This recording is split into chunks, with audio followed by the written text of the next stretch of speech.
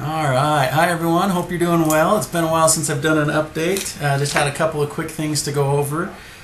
First thing is Halloween's almost here, and as a company tradition, we always have a Halloween costume contest.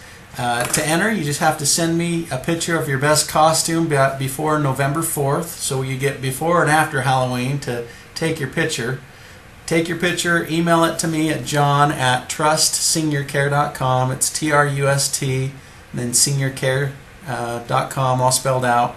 Just email me a picture of your Halloween costume if you want to be entered. This is totally optional. You don't have to do this.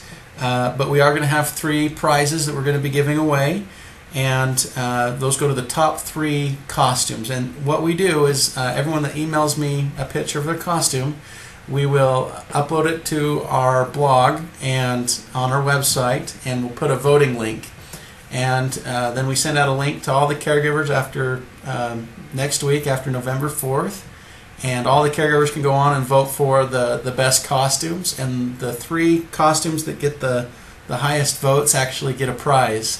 I'm not going to say what the prize is, but it's definitely worthwhile. So hopefully everybody will take a picture and send that in. That's a fun thing we do every year. The next thing is we had staff meetings last week in Pocatello and Idaho Falls, and I really appreciate those that attended. For the rest of the caregivers, I know that Levon's planning a staff meeting in Salmon and Chalice tomorrow. And then Logan, Salt Lake, and Ogden areas, we're going to be having a staff meeting coming up here soon as well. So hopefully you'll get a chance to attend. Or if you've already attended the staff meeting, thank you so much for coming. I think those are so worthwhile for both the office staff and the caregivers.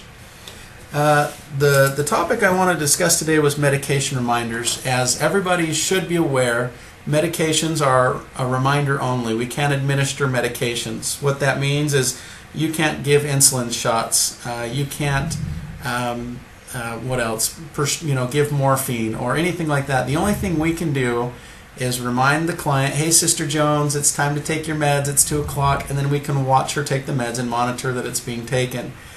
We don't set up the med boxes. That's either done by a family or a nurse.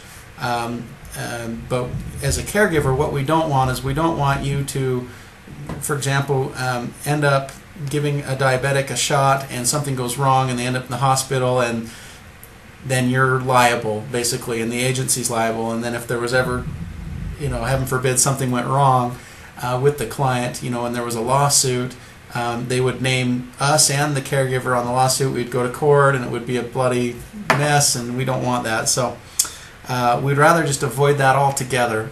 So please just remember, if you are asked by your clients to give them an insulin shot or anything that's beyond just basically reminding and monitoring that they take it, tell them I absolutely can't do that. My agency won't let me. The Department of Health won't let me. I'm not licensed to that. Whatever you want to say, it's just not part of what we do in our scope of practice. And along those same lines, we don't do any wound care. So all the wound care needs to be done by a home health agency or a nurse, but caregivers shouldn't do any wound care. Changing wounds, even something as simple as a Band-Aid, technically we're not even supposed to change Band-Aids. So that seems really funny, but again, it all comes back to if something were to go wrong and that wound wasn't properly treated by someone who's been insured and knows how to do those things, there could be, it's a protection for you as a caregiver.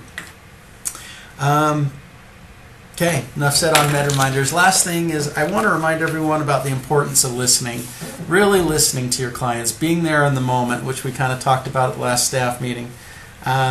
One of the greatest gifts you can give to your clients, and to another human being for that matter, is to listen to them. This quote here in this book, Tips by Caregivers, says, really listening to another person requires disciplining ourselves to stop doing, talking, and making judgments. That's really difficult to do. I know that you can say it and doing it's 2 different things, but if we can concentrate on the needs of that other person and really listen to them, they'll become your new best friends, because everyone wants to be heard. So please, when you're doing your visits with your clients, please take time to to really listen to them and listen to their needs and be there and be their friend and their caregiver.